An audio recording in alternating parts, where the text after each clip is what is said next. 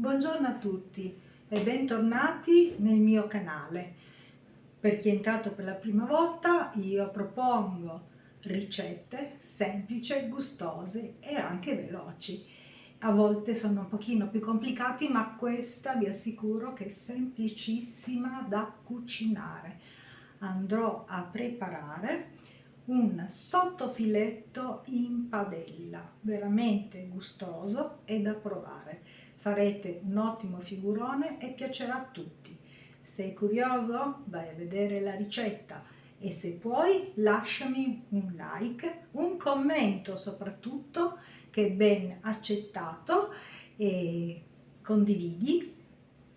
E alla prossima ricetta dal canale di Virginia. A presto! Sapori di cucina con Virginia, sapori di cucina con Virginia, sapori di cucina con Virginia. Sapori di cucina con Virginia, sapori di cucina con Virginia. Bentornati nel mio canale e nel mio angolo di cucina. Oggi andrò a cucinare un piatto super veloce e gustoso. Ho trovato, un modo di dire, al supermercato del filetto, una tagliata di filetto. Utilizzerò il pane tostato aromatizzato, 2 funghi e basta. Procedo e vedrete che ottimo piatto viene fuori.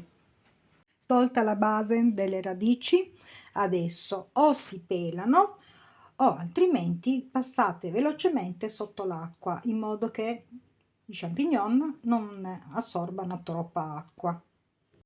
Un po' di olio, mezzo spicchio d'aglio grosso che poi andrò a togliere. Adesso vado a fare a fette né piccole né grosse i champignon e li faccio saltare velocemente a fiamma alta. Rigiriamo, di sale si aggiusta dopo perché altrimenti mi tira fuori l'acqua dei funghi. Lasciamo insaporire un paio, ma proprio di minuti, 2 minuti, perché poi finirà la cottura con il sottofiletto. Procedo.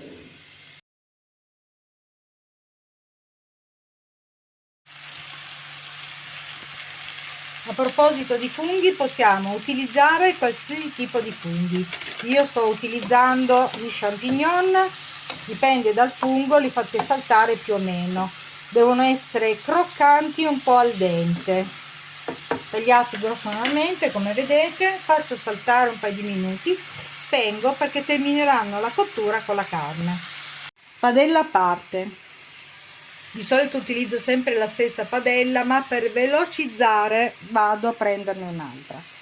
Adesso utilizzerò il pane tostato aromatizzato, ma se non avete il pane tostato aromatizzato va bene il pan grattato normale. Rigiriamo sul pane grattato, tostato, come volete, un paio di fettine. Gli facciamo fare giusto la crosticina che adesso vi vado a mostrare.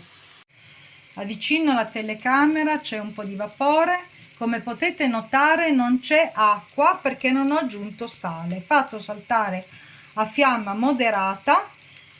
A parte ho messo il sottofiletto, qui mi sono bruciata, chiedo scusa, e rigirato un paio di secondi, non deve essere ben cotta, giusto da avere la crosticina, e andrò a versare sui funghi. Procedo. Rigiro, crosticina fatta, spengo e verso tutto sui funghi. Nel frattempo, se la ricetta vi piace, condividete, lasciatemi commenti, fra un po' mostro il piatto terminato. Adesso vado a versare o un po' di brandy o un po' di vino bianco. Io opto per un po' di vino bianco. Ne occorre proprio pochissimo. Lasciamo evaporare, rigiriamo. Come detto, i funghi devono risultare croccanti e morbidi. Litigo con la carne, ok. Farò così tutte le altre e poi servo.